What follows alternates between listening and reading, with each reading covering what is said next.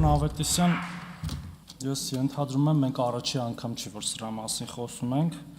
դուք էլի եք հարցեր տվել ու այդ ձևակերպումներն էլ առաջի անգամ չի որ լսում ենք, հատկապես տենց ոչ այդքան բարեհունչ ու մեր քաղաքացիներին էլ ոչ այդքան լավ նկարագրող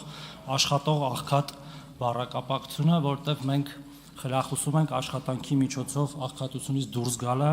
եւ ոչ թե հակառակը եւ մեր քաղաքացիներին վերաբերվում ենք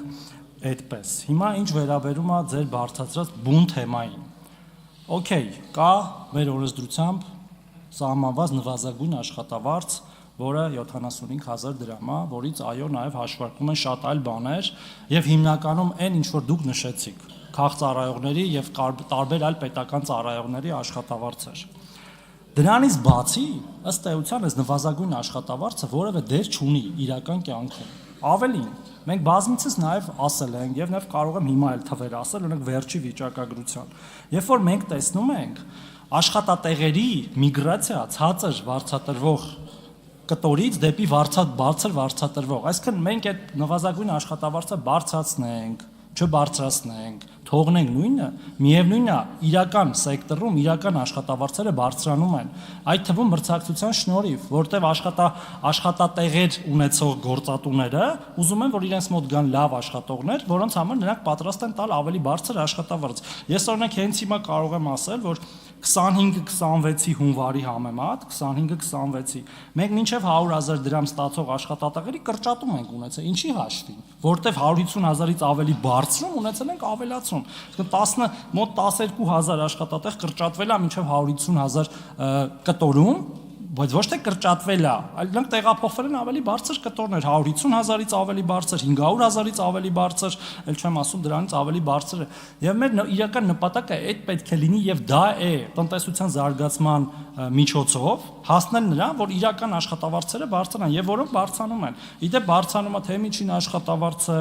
թե նաեւ մեդիանն է բարձրանում, այո, որը տարբեր է միջին աշխատավարձից։ Եվ այս ամեն ինչը մեր քաղաքացիները իրենց մաշկի վրա զգում են։ Հիմա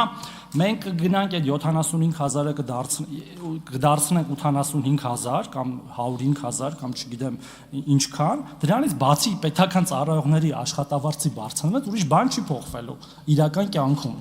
Եվ հետեւաբար ես կարծում եմ, որ այդ հարցը ըստ էության մենք լուծել ենք եւ շարունակում ենք լուծել ու մենք ճիշտ ճանապարհի վրա ենք։ Մենք դրա վրա պետք է կենտրոնանանք, ոչ թե 75-ը 85 կամ 95 դարձնելու վրա։ Ու եթե արձագանքեք կշարունակեմ։ Արձագանք։ Ճիշտն ասած զարմացա։ Ես վկայակոչեցի կառավարության ծրագրի շատ կոնկրետ կետ։ Հիմա դուք ասում եք դա կարևոր չի։ Ոնց կարա անկարևոր բանը կառավարությունը իր ծրագրում սոցիալական 3 խոստումներից չափելի մեկը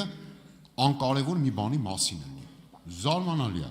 Կոնկրետ 75,000 դրամը դարձնել 85,000։ Ես կարծում եմ շատ էլ կարևոր է եւ շատ էլ ճիշտ թիրախ է, որովհետեւ մի բան է մեդիան աշխատավարձը, միջին աշխատավարձը, մի բան է նվազագույն աշխատավարձը արդար բաշխման տեսանկյունից։ Դուք ասում եք անկարևոր մի բան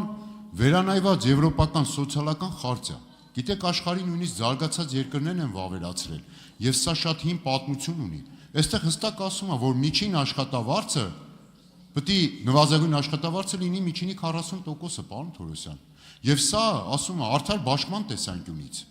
Այսինքն հիմա այն ինչ որ դուք դրամաբանորեն ասում եք, գուցե դրամաբանական հիմք կա, բայց սրանք կոնկրետ ցուցանիշներ են։ Եվ ի դեպ նվազագույն աշխատավարձը պետք է դառնա 95,000 դրամ, որ խարտիայի պահանջը կատարված լինի։ Շնորհակալություն։ Պարոն Ավետիսյան, շնորհակալ եմ, որ ընդունեցիք, որ ճիշտ եմ ասում եւ տրամաբանական եմ ասում եւ մեր նպատակը պետք է լինի մեր քաղաքացիներ իրական եկամուտների ավելացումը, ինչը մենք անում ենք նաեւ մեր վարած տնտեսական քաղաքականությամբ եւ նաեւ սոցիալական քաղաքականությամբ եւ նաեւ օրինակ նախորդ հարցներ դրան էլ վերաբերվում Եվ այս ցուցանիշները ապացուցում են, որ մենք ճիշտ ճանապարհի վրա ենք։ Ցածր ստացող աշխատատեղերը քչանում են, բարձր ստացող աշխատատեղերը շատանում են, իրական եկամուտները բարձրանում են, մեր կողմից էլ նաև ներդրվող process-ներն էլ ուրիշ բարեփոխումներն էլ օգնում են մեր քաղաքացիներին իրենց այլ ծախսերը հոգալ, օրինակ նույն առողջության ապահովագրությունը 200,000-ից բարձր ստացող քաղաքացիների համար, մյուս տարվանից արդեն բոլորի համար, նաև խոսում է նրա մասին, որ պետք է մենք ամբողջության մեջ նայենք իրական բեռի տեսանկյունից քաղաքացիների վրա ընկած։ Շնորհակալություն։